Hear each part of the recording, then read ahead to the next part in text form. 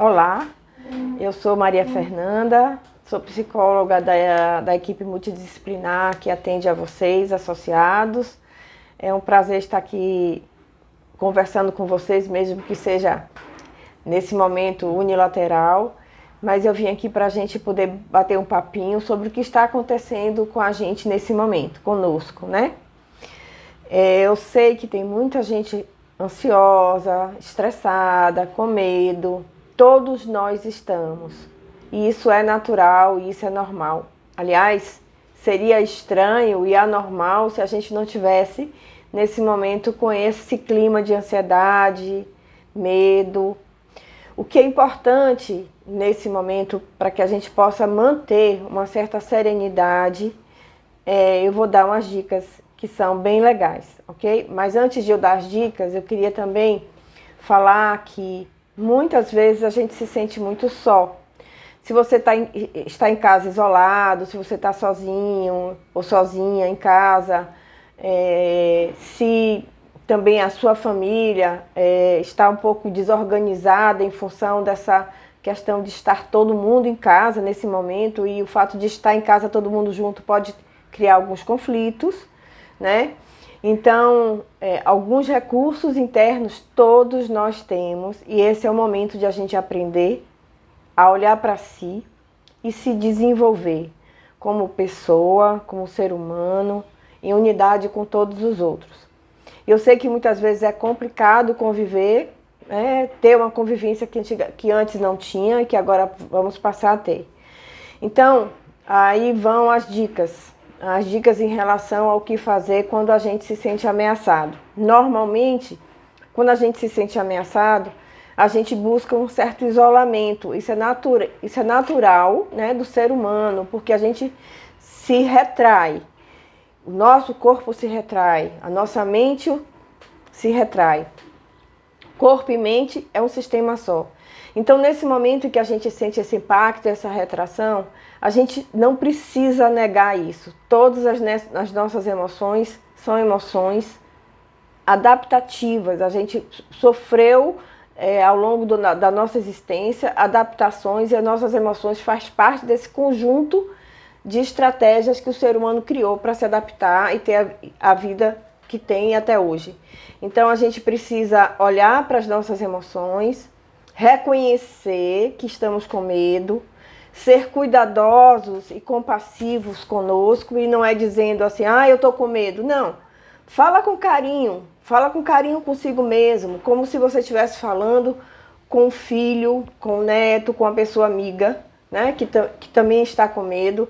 Então, calma, diga para si mesmo, calma agora.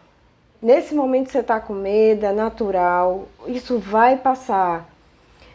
E aí você vai respirando e tentando entrar em contato com o seu próprio corpo, com as coisas que estão ao seu redor.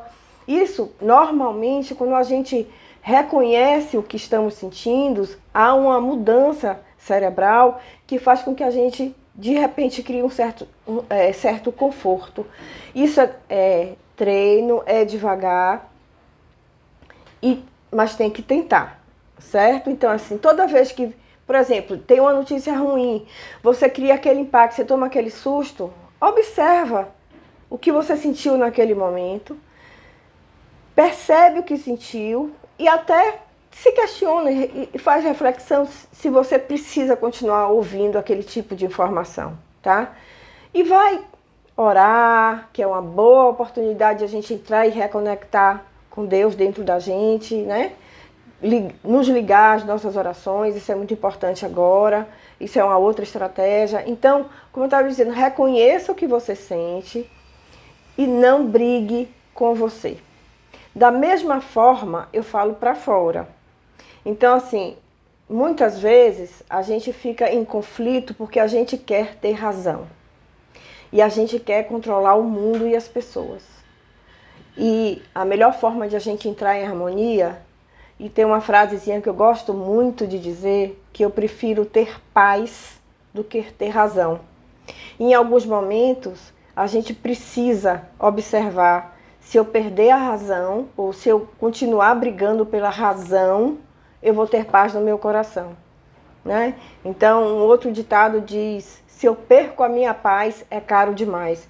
Então, a gente buscar contornar isso. Para quê? Brigar para que sua razão prevaleça.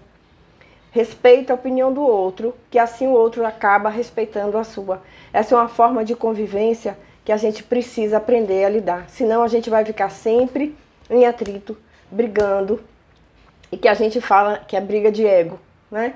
Então vamos ter paciência, tolerância com a gente e com o outro. É um momento sim de se harmonizar, é um momento sim de buscar ter paz. Porque se a gente começar a dar vazão a todas as nossas raivas, medos, conflitos, e geral e generalizar isso com as pessoas que estão ao nosso redor, aonde a gente vai parar? Então, o que é que a gente pode fazer nesse momento? É continuar usando e reagindo no mesmo padrão anterior ou mudar o nosso comportamento, observar para não reagir e sim agir. Sabe aquele velho ditado? Conte até 10. Nesse momento, é o momento de respirar.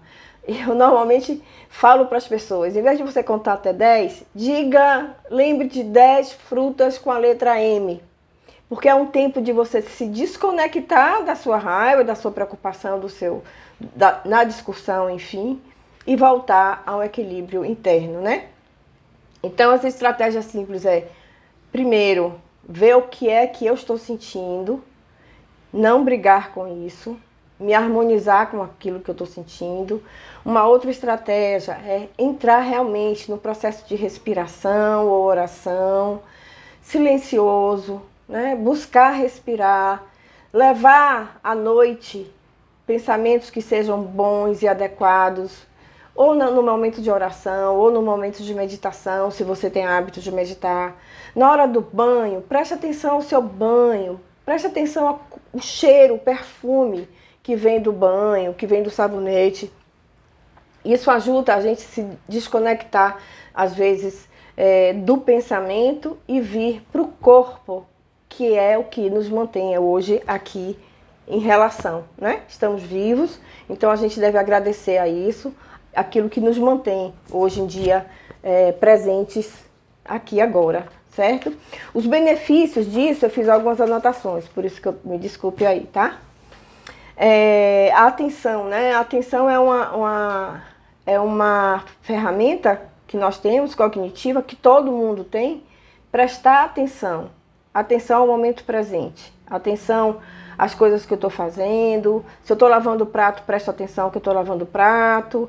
Isso é uma prática de meditação desenvolvida por um mestre, um monge vietnamita, que ele dizia: lave os pratos meditando, sinta a água, sinta o sabão nas mãos. Então é viver no presente, né? Então essa atenção que todo mundo tem, que às vezes a gente diz assim: eu não tenho atenção. Começa a ter, a buscar um manejo para ter atenção, que você consiga prestar atenção 2, 3 segundos até, tá bacana, tá?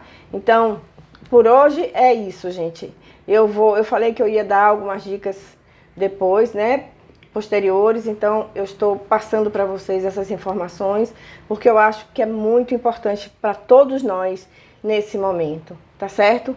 Preste atenção, autocuidado, autocompaixão, porque assim você também vai ter compaixão com o outro, tá? E compaixão, gente, esclarecendo aqui, não é pena, não é dó, é simplesmente observar que existe um sofrimento e que você pode se movimentar para ajudar, tornar a pessoa, melhorar a situação daquela pessoa naquele momento como a sua mesma, tá certo?